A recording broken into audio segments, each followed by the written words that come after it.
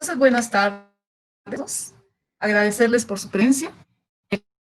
Vamos a discutir hoy, presentar para ustedes sobre celdas solares sensibilizadas con colorantes naturales. Entonces, nosotros somos la Universidad de Brasilia, que fue fundado en 1962. Brasilia es ubicada en la capital de Brasil y fue fundado por Darcy Ribeiro y Anísio Teixeira.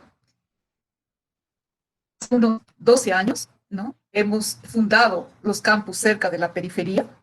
Este campus que Gama ya tiene 12 años de fundado y actualmente tenemos 5 ingenierías: energía, de la que soy parte, automovilística, electrónica aeroespacial y software. Tenemos alrededor de 3.000 alumnos actualmente y unos 150 profesores. ¿Puedes pasar al siguiente slide, Álvaro? Muy bien. La energía solar es una fuente de energía alternativa potencial, ¿no? Y las células fotovoltaicas son propuestas como equipos para generación de esta energía. La nanotecnología ofrece materiales innovadores con únicas propiedades explotables para la generación de energía solar. Las células solares tipo Dyer Sensitized Solar Cell, DSSC, basadas en electrodos nanocristalinos, son promisores para la industria y la academia. Nanoestructuras basadas en compuestos semiconductores inorgánicos, tales como dióxido de estaño, dióxido de titanio, óxido de zinc, que presentan energía GEP mayor que 3, son materiales semiconductores promisores para la conformación de estas células solares. La incorporación de nanoestructuras de carbono, tales como nanotubos de carbono y grafeno, muestran eficientes mejoras en las propiedades físico-químicas durante la conformación de estas células solares con grande eficiencia. Além de esto, colorantes naturales extraídos con solventes orgánicos son usados como materiales fotosensibles en la conformación de las células solares tipo DSC en vez de los colorantes sintéticos, y estos colorantes naturales se presentan como promisores, son de bajo costo y amigablemente ambientales. Aquí voy a presentar este slide junto a mi alumna Ikuana, que está actualmente haciendo las prácticas en el Ministerio de Energías. Bueno, como sabemos, la energía está presente en nuestra vida, en nuestro día a día, no solamente en nuestra casa, cuando vamos a calentar un alimento en el microondas o solamente por la heladera, mas también en el estudio, en nuestro bienestar, en la salud, cuando vamos a hacer algún examen y necesitamos el equipo, y también en la economía, porque la energía, ella es necesaria para que la economía pueda crecer también. Y con esto también tenemos una matriz energética diferenciada, porque tenemos la energía solar, la energía eólica, la energía hidráulica, la energía térmica, que hace parte de nuestro país. Y con esto, ¿puede pasar? El próximo slide, por favor. Con esto vemos que la América está anterior,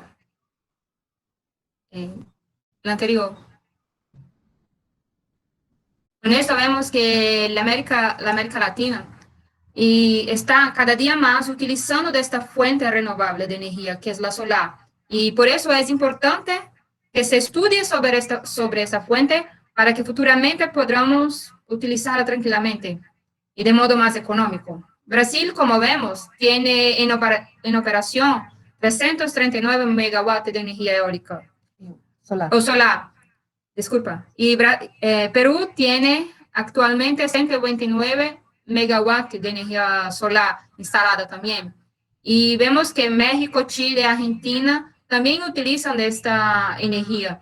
Pero Chile es el país que tiene más usinas instaladas de energía solar, en operación 1.807 megawatts. Puede pasar. ¿Y cuándo empezó ese estudio?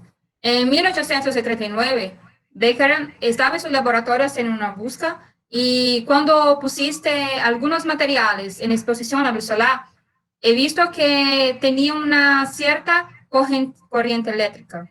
Y con eso empezó a estudiar cómo estos materiales podrían ser utilizado para la generación de energía. Uno de los semiconductores que son más utilizados en la parte de generación de energía en las celdas solares es el dióxido de titanio y dióxido de estaño, que tiende a aumentar la eficiencia de la celda. Pasar, Álvaro. Y con esto, tenemos la necesidad de estudiar estos materiales de forma que su eficiencia, cuando aumente, puede reemplazar el silicio, que tiene un proceso caro de fabricación y, consecuentemente, torna el panel fotovoltaico caro también. En nuestro laboratorio, nosotros buscamos estudiar estos materiales para que baje el precio del panel futuramente. Y actualmente utilizamos colorantes que son extraídos del propio cerrado, que es un bioma típico de Brasil, para aumentar la eficiencia, como urucum, azafrán, amora y cúrcuma. O coliflor. Entonces, como Iguana habló, aquí nosotros tenemos el cerrado, ¿no? Que tenemos mucha cantidad de biodiversidad, ¿no? Frutos, ¿no? Semillas, ¿no? Así también tenemos en Perú. Entonces, este recurso es muy importante para la conformación de las células solares. Nosotros podemos extraer estos colorantes naturales, ¿no? Y utilizarlos en la conformación de estas células solares, con muy buenos resultados, ¿no? Si los comparamos con los colorantes sintéticos que ya hemos utilizado en un principio. Ok, aquí en la parte experimental, en ese primer slide que voy a pasar de parte experimental, ustedes van a ver todos los componentes que se utilizan para conformar esta célula solar, ¿no? Entonces, por favor, enter, próximo slide. Exacto, entonces utilizamos sustrato. Los sustratos inicialmente que utilizábamos eran los de vidrio hito y petirito. El peti es muy flexible para trabajar. El problema es que el vidrio hito es caro, comprado de la Silma Aldris en torno de $3 por sustrato. Así, actualmente estamos nosotros mismos fabricando ese sustrato, ¿no? Con la deposición de un filme fino de óxido de estaño dopado con 5% de flúor, ¿no? Y con muy buenos resultados, y la resistencia que encontramos comparando, como ustedes van a ver más para adelante, el vidrio hito con óxido de estaño flúor es lo mismo, ¿no? También sintetizamos los nanomateriales semiconductores de dióxido de estaño, dióxido de titanio, óxido de zinc y actualmente las nanoperrósquitas. Las nanoestructuras de carbono que utilizamos para aumentar la eficiencia en la célula solar son nanotubos de carbono de paredes simple y múltiple, funcionalizados, y grafeno, ¿no? Los colorantes naturales que utilizamos, que son azafrán, amora, urucum y coliflor, utilizamos para extraer estos colorantes los solventes etanol y actualmente dimetil sulfóxido. El electrólito que utilizamos son la solución de iodito, iodato, ¿no? En dimetil sulfóxido, ¿no? Entonces, todo esto nosotros fabricamos en el laboratorio, ¿no? Por favor, la siguiente slide, Álvaro. Ok. Brasil, entonces, como comenté, tiene una diversidad de plantas vegetales con frutas destinados a ser utilizados como materia prima para fuentes de energía renovables, gasificación, biogás, etc. Además de la extracción de colorantes naturales de diferentes especies vegetales que muestran un potencial interesante en la producción de celdas fotovoltaicas tipo DSC, tipo Grapcel, de bajo costo y amigables con el medio ambiente, ¿no? Entonces, inicialmente, como comenté, utilizábamos para extraer los colorantes naturales una mezcla de etanol-agua, 70-30%, ¿no? Los colorantes extraídos fueron doamora, urucum, azafrán, ¿no? Y coliflor, ¿eh? Actualmente utilizamos el dimetil sulfóxido, que tiene propiedades polares parecidas al etanol, más con un punto de ebullición mucho mayor. Entonces, cuando utilizábamos etanol, nosotros perdíamos rápidamente la eficiencia de la célula solar, porque el etanol, por tener un punto de ebullición de 78 grados centígrados, ¿no? Volatiliza más fácilmente.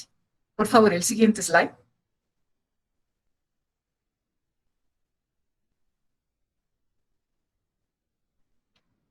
El siguiente slide, Álvaro. Ok, entonces aquí ustedes ven las propiedades del etanol y del dimetilsulfóxido. Como indiqué, ¿no? El punto de ebullición del dimetilsulfóxido es 189 grados centígrados, ¿no? Es menos volátil que el etanol. Y otra propiedad interesante es que el dimetilsulfóxido no es tóxico. ¿Ya? Se utiliza hasta en formulaciones de pomadas para inflamación. ¿Ya? En tanto, el etanol es un solvente tóxico. La extracción de los colorantes naturales, ¿no? Se hace vía maceración por inmersión con un solvente. Se pesa 5 gramos de colorante o fruto para 3 ml de solvente por 20 minutos a 25 grados centígrados. Luego se filtra el vacío y mantenemos esta solución almacenada en frascos oscuros para proteger de la luz, ¿no? La solución final siempre en la proporción 1 para 1 para cada método de obtención con los diferentes colorantes que estamos extrayendo, ¿no? Este trabajo es hecho por 2 alumnas de química que vienen aquí a hacer esa extracción, ¿no? Y las semillas son traídas de una localidad cerrado, ¿no? Que queda a 3 horas de aquí. Entonces, esos campesinos son los que ayudan en este proyecto. El siguiente slide, por favor. Ok, aquí les voy a explicar brevemente cómo es que sintetizamos las nanopartículas de semiconductoras de óxido de titanio, óxido de estaño dopado con flúor, ¿no? El método que usamos es el método de Pechini, bastante conocido, el método de precursor polimérico, ¿no? Para esto nos utilizamos como reactivos etilenglicol y ácido nítrico, ¿no? Entonces, el etilenglicol se calienta a 70 grados centígrados, se adiciona la sal de ácido cítrico, ¿no? Hasta disolver totalmente, y luego se adiciona el citrato de estaño, ¿no? El citrato de estaño nos sintetizamos previamente a partir de una reacción del clorito de estaño más ácido cítrico, ¿no? Obtenemos el citrato de estaño. Adicionamos el citrato de estaño, ¿no? Aquí en la solución de etilenglicol con ácido nítrico, y luego vamos disolviendo, adicionamos ácido nítrico, ¿no? Para oxidar el estaño más 2 a estaño más 4, ¿no? Entonces, el ácido nítrico es un agente oxidante. Por tanto, él se va a reducir, ¿no? Y va a salir en la forma de vapores tóxicos como NOx, ¿no? Entonces, aquí tenemos ya el polímero que contiene el estaño más 4, ¿no? Realizado esto, continuamos para el proceso de tratamiento térmico. Para esto sometemos a pirólisis 450 grados por 4 horas, ¿no? Y después a 500 grados centígrados por 15 horas para obtener las nanopartículas de óxido de estaño. El rendimiento, si bien es bajo, más o menos 10%, nosotros optamos por este método porque obtenemos nanopartículas homogéneas de grande área superficial, ¿no? Luego de obtenido esto, calculamos el rendimiento y caracterizamos estas nanopartículas morfológica y eléctricamente. Morfológicamente utilizando las técnicas de rayos X, ultravioleta visible, infrarrojo, Raman, microscopía, etcétera, ¿no? Y eléctricamente nosotros tenemos un equipo semiconductor device, ¿no? Que analizamos ahí las características eléctricas del ánodo, ¿no? Fotoánodo, y contamos también con un simulador solar. Para dopar el óxido de estaño con flúor, ¿no? Adicionamos al mismo polímero que contiene estaño, ¿no? Una sal de flúor, ¿no? Para eso hacemos los cálculos por estequiometría, ¿no? Como necesitamos adicionar 5% de flúor, ¿no?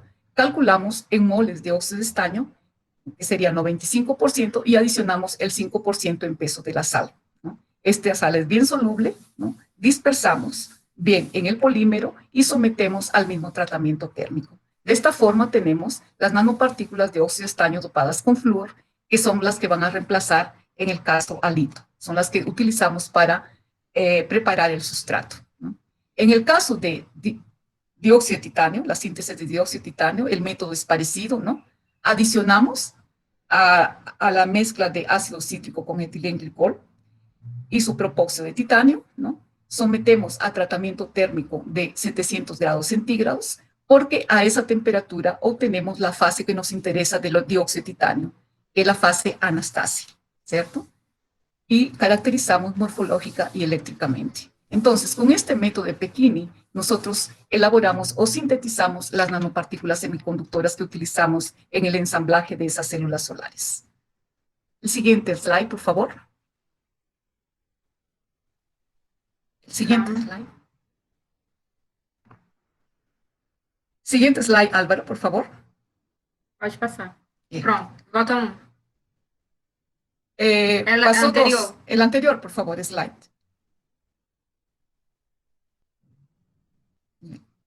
Okay. No, puede Entonces, pasar. aquí Iguana va a presentar ahora cómo es que estamos sintetizando las perovskitas. Pode passar, Álvaro. Da un enter, Álvaro, por favor. Okay. Então, como el objetivo es sustituir silício de forma más económica y viable, entonces la perovskita surge como una alternativa de sustituir el silicio. Profe. De sustituir el silicio de forma más económica y más barata. Porque en 2009 fue la primera vez que se utilizó la perovskita en una celda solar en Corea y en laboratorio tuvo una eficiencia de 22%. ¿Me escuchan?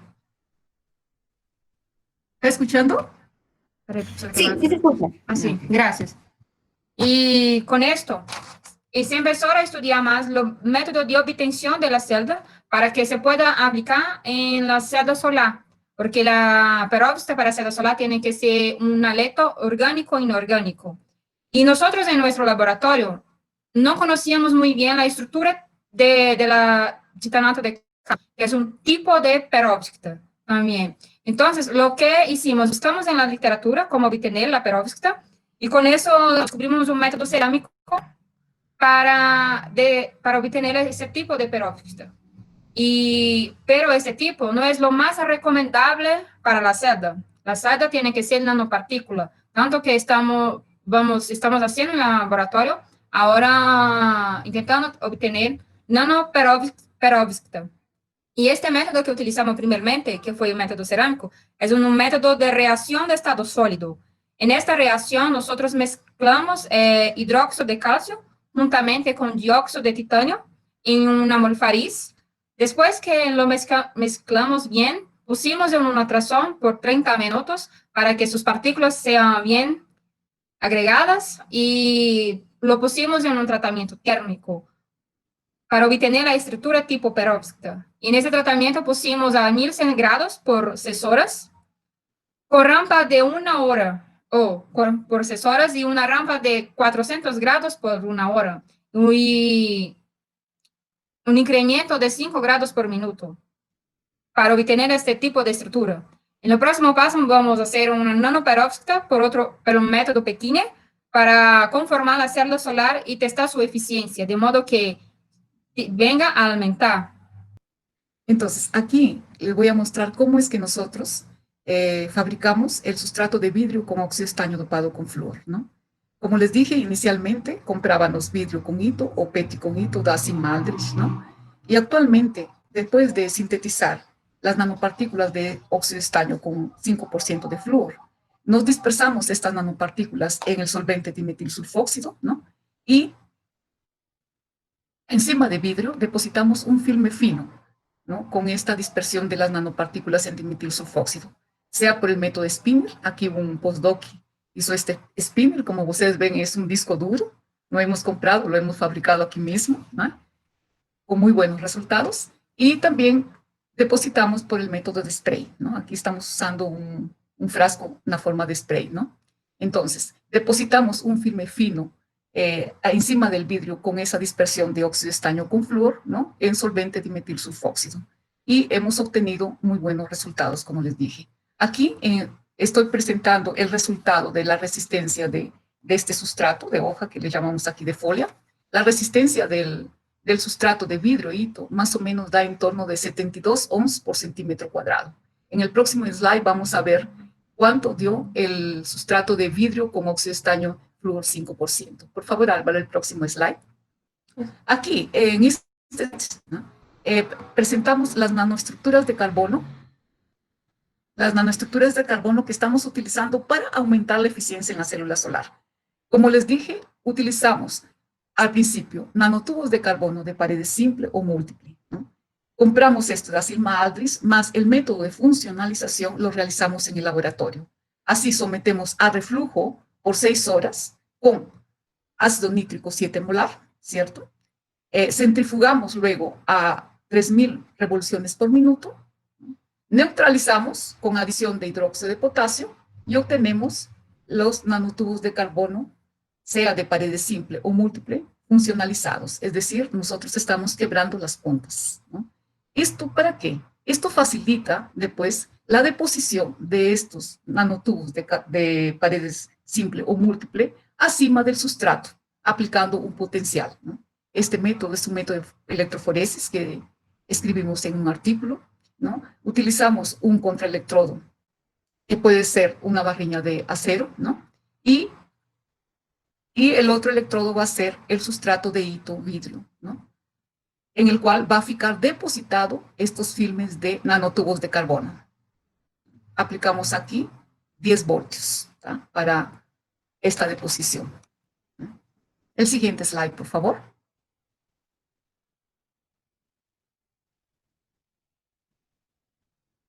Para la conformación de la célula solar es como conformar una pila, ¿no? Entonces tenemos un fotoanodo y un cátodo, ¿cierto? Entonces tenemos el sustrato de vidrio con hito o óxido de estaño con flúor. Encima viene una camada de material semiconductor de óxido de titanio, ¿no? O óxido de zinc o perrósquita. Encima viene un filme de nanotubo de carbono o grafeno para aumentar la eficiencia de la célula solar, ¿no? Y finalmente, ¿no? Depositamos la extracción del colorante, ¿no? Del colorante natural. El electrodo que utilizamos es esta solución de iodito iodato, ¿no? En dimetilsulfóxido, y fechamos esa célula con el cátodo, que es solo el sustrato de vidrio con óxido de estaño flúor o hito, ¿no? Como ustedes están viendo aquí, nuestra célula solar fica de ese tipo. Aquí, ¿no? Siguiente slide, por favor. La caracterización eléctrica, para la caracterización eléctrica, nosotros hacemos una medición de voltaje, ¿no? En circuito abierto, sometiendo estas células solares a la energía solar misma, más o menos a las 12 horas del día, que la intensidad es mayor, ¿no? Medimos el voltaje a circuito abierto. También hacemos una medición utilizando este equipo que tenemos en laboratorio, que es un semiconductor device, la Agilent, para medir la resistencia de folia, que le llamamos aquí, o de ánodo propiamente dicho. Y finalmente hacemos los testes utilizando un simulador solar. En la Universidad de Sao Paulo tenemos este equipo que es un simulador solar, ¿no? Entonces, esa es la caracterización eléctrica que hacemos con estas células que estamos conformando. Siguiente slide. Aquí vamos a presentar ahora los resultados.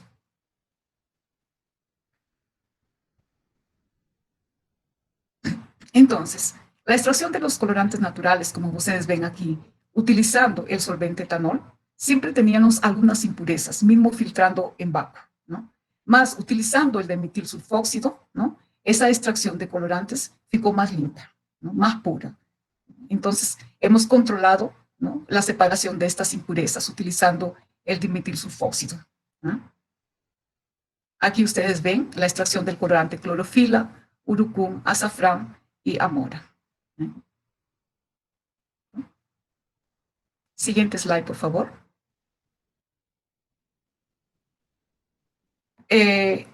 Las técnicas que utilizamos para caracterizar la extracción de estos colorantes es la técnica de ultravioleta visible, ¿no?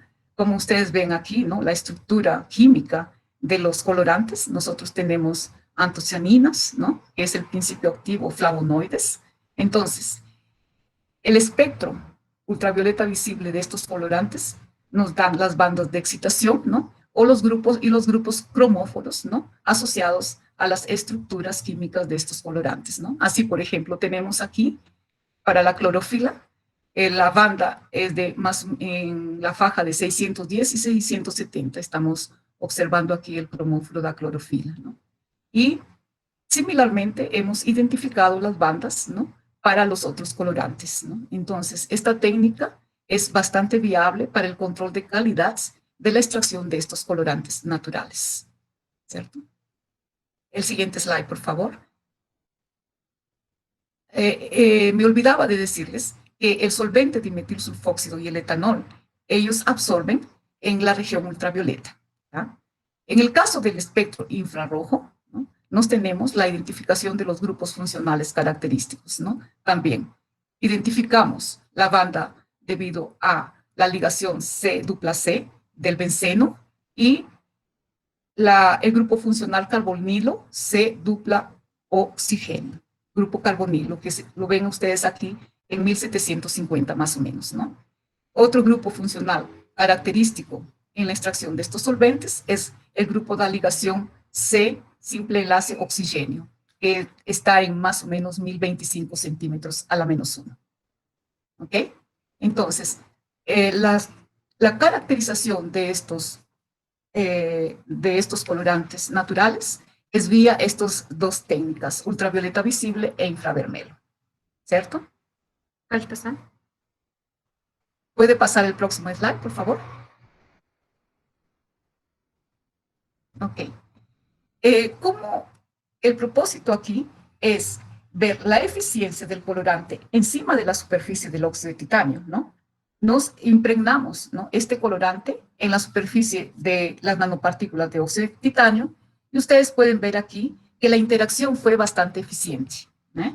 Aquí vemos el espectro del óxido de titanio, que está en rojo, el espectro de la clorofila, ¿no?, y el que está aquí en azul, ¿no?, es el espectro debido a la interacción del colorante, ¿no?, encima de la superficie del óxido de titanio. Entonces, la adherencia del colorante encima de la superficie del semiconductor fue bastante eficiente, ¿no? Entonces, un posible esquema de unión de la molécula de clorofila a la superficie de óxido de titanio posiblemente se dé debido a los grupos carbonila, ¿no?, de la estructura de clorofila, ¿cierto? Porque ¿quién va a providenciar electrones al material semiconductor? Al principio va a ser el colorante, ¿no?, el pigmento, ¿cierto? Entonces, es importante esa eficiencia de absorción del colorante encima de la superficie del material semiconductor. Enter, por favor. La caracterización morfológica de los semiconductores vía difracción de rayos X. Entonces, aquí nosotros tenemos el difractómetro, el difractograma del dióxido de titanio, ¿no? A 500, 700 grados centígrados nosotros tenemos un pico característico de la fase anastase, ¿no? Este pico, aumentando la temperatura a 900 grados centígrados, desaparece, pues lo que se forma en la fase rutila, ¿no? La fase rutila nosotros la utilizamos para nanosensores. En células solares lo que interesa es la fase anastase, ¿no? Aquí ustedes ven los difractogramas del óxido de estaño, ¿no?, con picos característicos a la estructura de casiterita, ¿no? A es óxido de estaño, B óxido de estaño dopado con 5% de flúor y C óxido de estaño dopado con 10% de flúor. Como ustedes ven aquí, no aparecen picos adicionales conforme aumentamos el dopante flúor, ¿no? Más sí, los picos fican un poco más anchos debido a que el tamaño de cristalito disminuye y el área superficial aumenta conforme adicionamos el flúor, ¿no? El difractograma correspondiente a la perovskita de titanato de calcio. Entonces vemos los picos característicos, la estructura del titanato de calcio, ¿no? Aquí ustedes ven abajo la obtención de las bandas Gepi, ¿no? Nosotros tenemos el equipo ultravioleta visible y un accesorio para determinar esta energía Gepi, que es importante en los materiales semiconductores, ¿no? Aquí nosotros hemos encontrado la energía Gepi para las nanopartículas de óxido de titanio igual a 2,66 electronvoltios, 2,7, ¿no?, menor que la de la literatura. Entonces, eso es bueno para la conformación de las células solares. En el caso de óxido de estaño dopado con 5% de flúor, la energía Gepi obtenida fue de 2,45 electronvoltios, ¿no?, mucho menor que la del óxido de estaño puro, que da en torno de 3,2 electronvoltios, ¿no? Y la energía Gepi de la estructura perovskita de titanato de calcio dio 3.32 electrovoltios. Más, como mencionó Iguana, nosotros estamos sintetizando actualmente nanoperovskitas por el método de coprecipitación y el método de Pechini. Y hemos encontrado una energía Gepi de 1.5 electrovoltios. Estamos repitiendo este método, pues la ganancia en la reducción de esta energía Gepi ha sido muy interesante. El siguiente slide, por favor.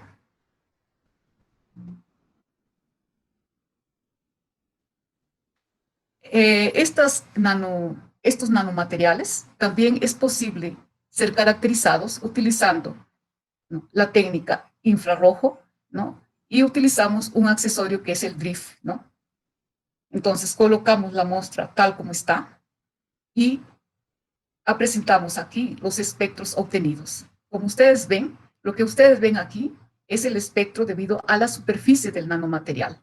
Así, en azul, nosotros tenemos aquí, ¿no?, el espectro del óxido de estaño dopado con 5% de flúor, ¿no? Vemos unos picos característicos debido a las hidroxilas, ¿no?, absorbidas en la superficie del nanomaterial, ¿no?, y una banda característica debido a la ligación estaño-oxígeno-estaño, que se da en 780 centímetros a la -1, ¿no? Ya el espectro del dióxido de titanio, nosotros tenemos aquí las bandas debido a las hidroxilas también absorbidas en la superficie, ¿no? Y una banda debido a la ligación titanio-oxígeno-titanio que se da en 950 centímetros a la -1, ¿no? En el caso de la nanoperovskita, aquí ustedes ven en negro el espectro que está aquí.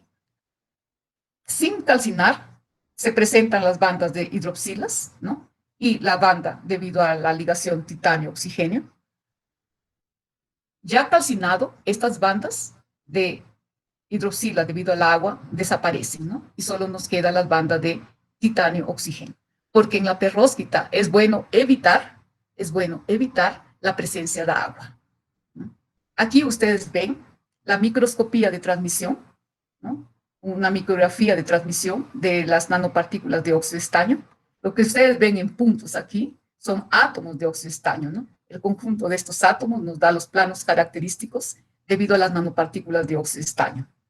Entonces, el tamaño de esa nanopartícula es en torno de 14 nanómetros. Aquí, la micrografía de óxido de estaño con flúor 5% fue hecha en MEVI, fue realizada en MEVI. Aquí solo estamos observando nanopartículas dispersas de tamaño heterogéneo, ¿no? Y las nanopartículas de titanio, de óxido de titanio, que también hemos observado solo en un microscopio de barredura, ¿no? Entonces, que no tienen forma definida y se encuentran aglomerados, ¿cierto? Entonces, es bueno siempre realizar finalmente la técnica de observación tiene que ser utilizando un microscopio de transmisión de alta resolución, donde ustedes ven el tamaño, la forma, incluso la orientación, los dos planos cristalinos que corresponden a la estructura cristalina de esas nanopartículas. Una técnica interesante para la caracterización de las nanoestructuras de carbono, como los nanotubos de carbono, es la técnica de Raman, ¿no? Aquí ustedes ven en esta micrografía, ¿no?, el diámetro de los tubos de carbono, de los nanotubos de carbono, en torno de 33 nanómetros, ¿no? Entonces, el espectro Raman de estos nanotubos de carbono nos dan las bandas conforme literatura, ¿no?, las bandas G', ¿no?, D y RBM, que corresponden a literatura. Entonces, este espectro corresponde a los nanotubos de carbono de pared simple. Vean ustedes el espectro de los nanotubos de carbono de pared múltiple, ¿no? El espectro de nanotubos de carbono de pared múltiple muestran las bandas, más además nos muestran muchas impurezas de fluoreno y de carbono. Por eso que los nanotubos de carbono de pared múltiple son más baratos, ¿no? Más, como comenté para ustedes, nosotros funcionalizamos aquí en el laboratorio estos nanotubos de carbono que compramos, ¿no? Y al funcionalizar, nosotros hemos verificado, utilizando el espectro Raman, que las bandas que presentan el nanotubo de carbono funcionalizado de pared simple, tanto como el nanotubo funcionalizado de pared múltiple es muy semejante, ¿no? Entonces, durante la funcionalización, nosotros estamos purificando, ¿no? Y separando estas impurezas de fullereno y carbono. Así, actualmente, trabajamos sin ningún problema, ¿no? Los nanotubos de carbono funcionalizados de pared múltiple, porque son mucho más baratos, ¿no? Entonces, si ustedes funcionalizan los nanotubos de carbono de pared múltiple, pueden trabajar sin ningún problema, pues la contaminación no va a aparecer más. Siguiente slide. Aquí ustedes ven, ¿no? Cuando nosotros, vuelve un poquito al anterior slide, por favor, Álvaro. Sí. Aquí ustedes ven cuando nosotros quebramos esas puntas de los nanotubos de carbono en la hora de funcionalización, lo que vamos a tener en torno de estos son grupos carboxílicos, ¿no? Y eso es lo que depositamos cuando hacemos esa deposición encima de los sustratos por electroforesis aplicando un potencial, ¿no? Entonces, de eso se trata la funcionalización, quebrar esas puntas y adicionar grupos carboxílicos. La producción de grafeno, como expliqué anteriormente en la anterior presentación, nosotros estamos fabricando grafeno, ¿no? A partir del grafito, utilizando el método de Hammer, con muy buena eficiencia, ¿no? Y finalmente oxidamos el óxido de grafeno con una radiación ultravioleta.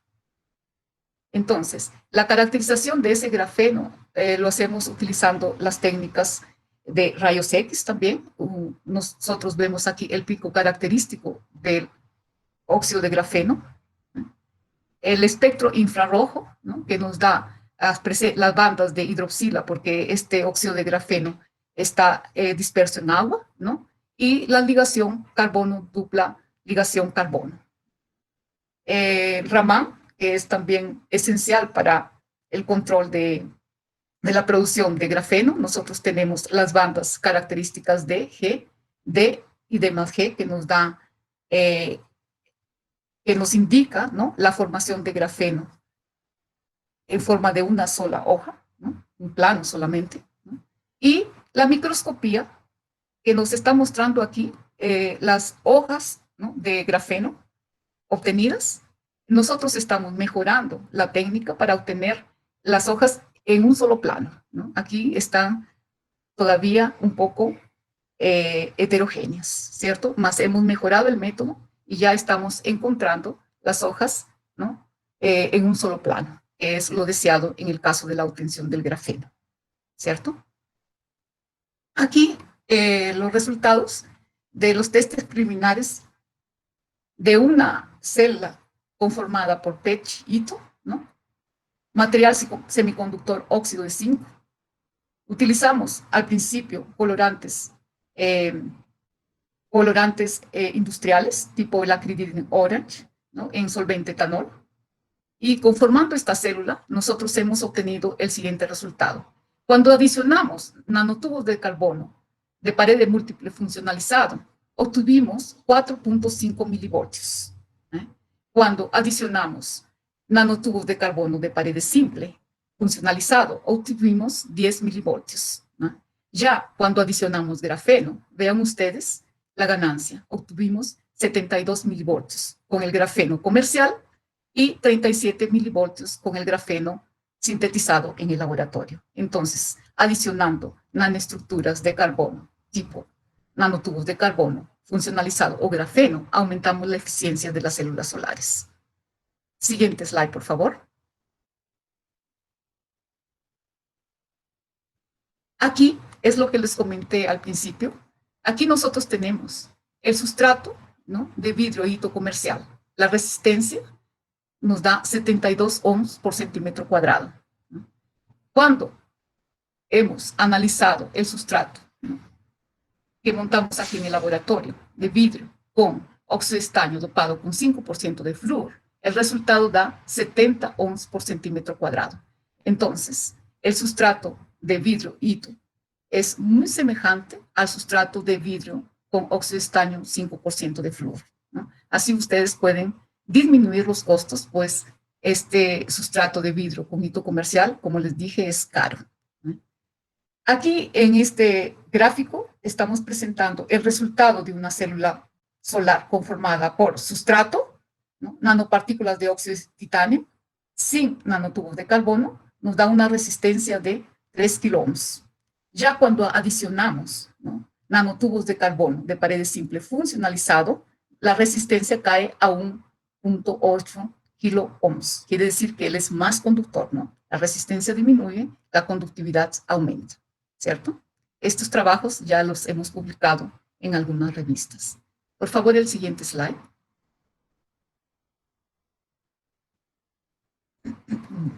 Aquí nosotros hemos conformado, ¿no?, células solares con vidrio, óxido de estaño, flúor 5%, óxido de titanio, ¿no? Y hemos verificado, ¿no?, la eficiencia de estas células solares, ¿no?, utilizando una lámpara de 100 watts, ¿no? Entonces, utilizando esta lámpara de 100 watts, ¿no?, a diferentes distancias, nosotros hemos medido el voltaje y hemos encontrado que siempre utilizando grafeno, ¿no?, el voltaje es mayor. Aquí tenemos una célula solar, ¿no?, montada utilizando, como les dije, semiconductor de óxido de titanio y colorante amora, ¿no?, extraído. Entonces, a medida que nos alejamos, ¿no?, a medida que la distancia aumenta, ¿no?, la eficiencia cae, ¿no?, el potencial disminuye, ¿cierto? Aquí hemos utilizado dos lámparas, una de 100 watts y una de 70 watts. Como ustedes ven, utilizando una lámpara de 100 watts, ¿no?, la eficiencia es mayor, el potencial es mayor, ¿no? Este fue utilizando un colorante amora y dimetilsulfóxido, ¿cierto? A medida que nos alejamos, siempre la eficiencia disminuye. Y aquí en este gráfico, nosotros tenemos, ¿no?, profesora. Aquí en este gráfico, nosotros tenemos el potencial, ¿no?, comparando el resultado con los diferentes colorantes extraídos, ¿no? Ustedes ven aquí, utilizando clorofila, ¿no?, extraída, y utilizando el solvente etanol, nos obtuvimos una eficiencia de 556 milivoltios.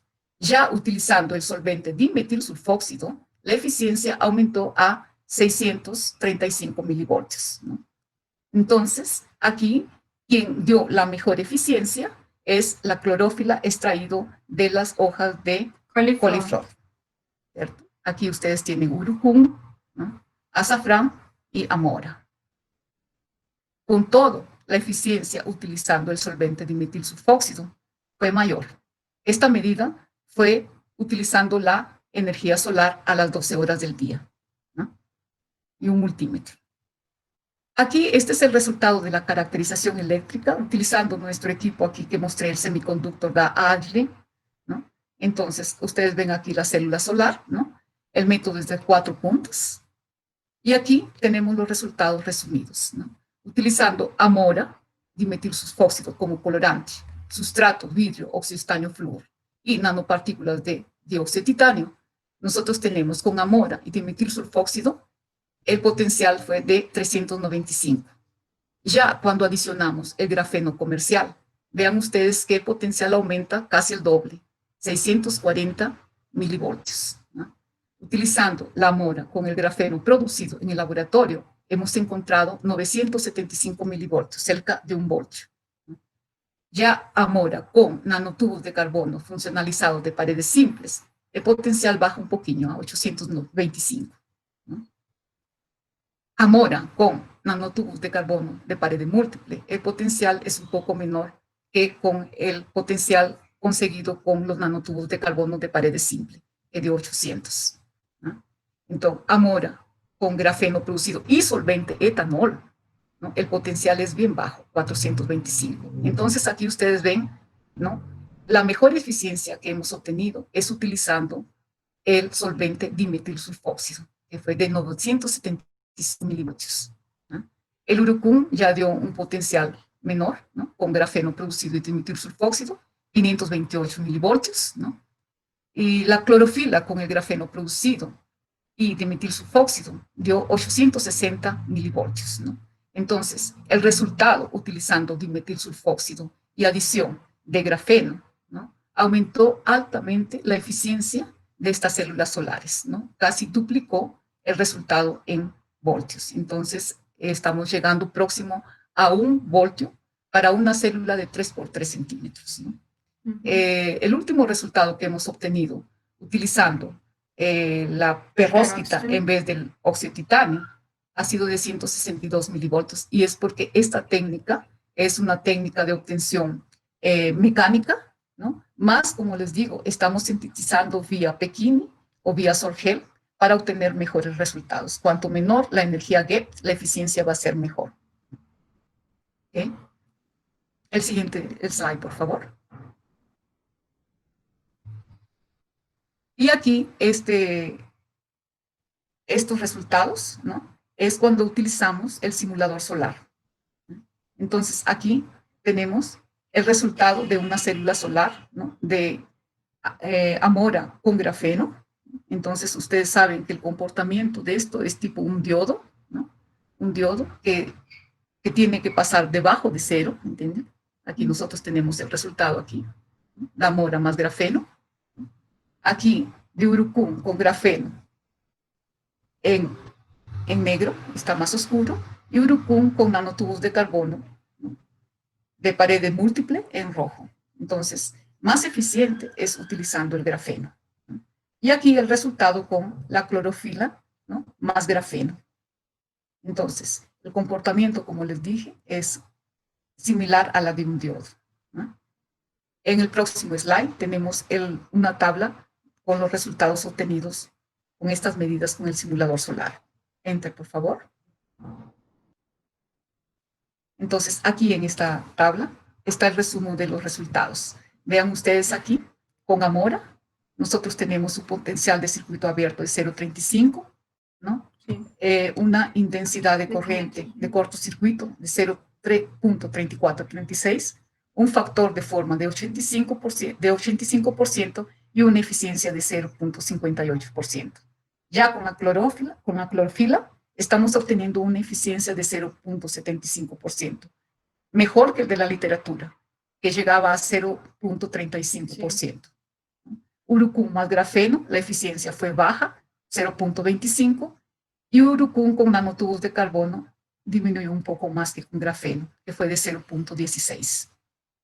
Entonces, la idea es luego conformar estas células solares en serie, ¿no? Para, nosotros estamos llevando esto a comunidades carentes, ¿no? Para generar la energía para estas comunidades carentes, ¿no? Que son las que nos proporcionan, ¿no? Las semillas, ¿no? Y los frutos del cual estamos extrayendo estos colorantes naturales. El año pasado nosotros ganamos un premio, sometimos este trabajo para generación de energía en comunidades carentes, ¿no? Y fuimos premiados por una empresa de energía portuguesa, ¿no? Entonces estamos llevando este proyecto para las comunidades carentes. El siguiente slide, por favor. Estamos también trabajando, ¿no? Con alumnos de ingeniería aeroespacial, ¿no? Para instalar estas células, ¿no? En los satélites, ¿no? Eso está en progreso. Siguiente slide. Entonces, en las conclusiones que llegamos es que las celdas solares tipo Dayet, tipo Grapcel, fueron desarrolladas usando películas con sustrato de vidrio de óxido de estaño y flúor 5% en lugar del vidrio cognito, con resultados similares, ¿no? Con esto disminuimos los costos. Colorantes extraídos de varios frutos y semillas como amora, clorofila, azafrán, col, usando etanol y dimetilsulfóxido, fueron utilizados en la conformación de estas células solares. Los resultados muestran que la eficiencia de estas células solares depende de los materiales y del tipo de disolvente. Se nota una mayor eficiencia cuando nos utilizamos dimetilsulfóxido, que tiene mayor punto de ebullición, ¿no? Y menor pérdida de evaporación. La adición de nanotubos de carbono funcionalizados y grafeno durante la conformación de estas células solares, ¿no? Aumentan las características físico-químicas, confiriendo una alta conductividad y una mayor eficiencia. Estos trabajos muestran una promesa de desarrollar células de tipo Grapcel, tipo DSC, de alto rendimiento, bajo costo, ¿no? Y en beneficio del medio ambiente, con potencial de aplicación en comunidades pobres, con un proyecto de desarrollo sostenible y futuro con la energía solar. la mayor biodiversidad de América Latina, con productos vegetales naturales, con antocianina como extracto activo, más allá del grafito, y una mayor radiación solar, pues algunos países se encuentran próximos a la línea ecuatorial, hacen factible esta propuesta. El próximo. Agradecemos la participación de todos ustedes. Disculpen, esta vía de conexión, a veces aquí cae la internet, ¿no? Entonces, agradecemos la participación de todos ustedes y el convite que nos hicieron para exponer nuestro proyecto. Sean bienvenidos si ustedes quieren alguna ayuda, ¿no? O algún proyecto en colaboración con nosotros. Estamos de brazos abiertos. Siguiente slide. Bueno, agradecemos pues al Consejo Nacional de Desenvolvimiento Científico y Tecnológico, CNPq, por el apoyo financiero a este proyecto, a la Escuela Politécnica de USP y a la Facultad de GAM, donde estamos trabajando siempre. Muchas gracias por su atención. Espero haya sido de interés de ustedes. Ingeniera, muchas gracias por la presentación, el cual, bueno, tenemos algunas preguntas por parte de nuestros compañeros. Sí. Sí, a ver, la primera pregunta que nos indican es, ¿cuánto cuesta hacer una celda solar y qué partes del Perú hay celdas solares?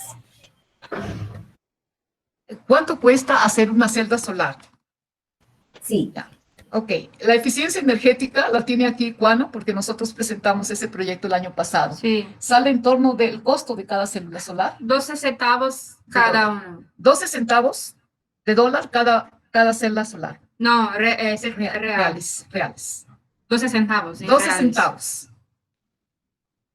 Y no comprendí la segunda pregunta. La segunda comenta de en qué partes del Perú hay celdas solares. ¿En qué parte del Perú?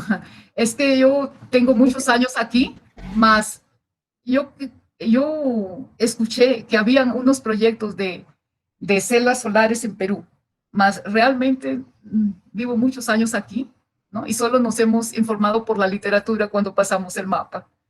Más estamos yo estoy dispuesta a ayudar con este proyecto a la frontera de Tumbes, por ejemplo, porque hay mucho por hacer. Perfecto, ingeniera. Otra pregunta más que nos indican es, ¿cuánto es el tiempo de vida media de los colorantes que utilizan? ¿Y cuáles de los que mencionan es el que ha tenido mejor rendimiento en sus experimentos como recubrimientos de celdas solares? Cierto.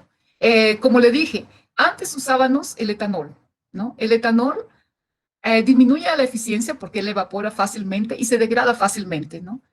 Con el dimetilsulfóxido que estamos utilizando actualmente, porque hemos reemplazado el etanol, la eficiencia de la célula solar aumentó, ¿no? Y la estabilidad también.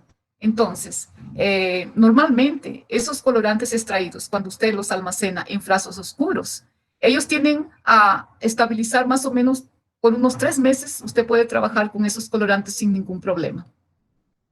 Para eso siempre tenemos que regular, ¿no? Extraer las impurezas, regular el pH y conservarlos en frascos oscuros y en el frigidero. Y la celda que actualmente tiene más eficiencias es con la clorofila que estamos utilizando. Exactamente. Con clorofila extraído de las hojas, ¿no? Nosotros hemos conseguido el mejor rendimiento. Que como ustedes vieron ahí es con el simulador solar, que dio 0,75% de eficiencia. Bien, ingeniera, gracias. Otra pregunta que nos han hecho llegar es la siguiente. ¿Existe alguna ventaja en usar nanotubos de carbono de pared simple o múltiple? Es decir, entre uno y otro. Como les dije.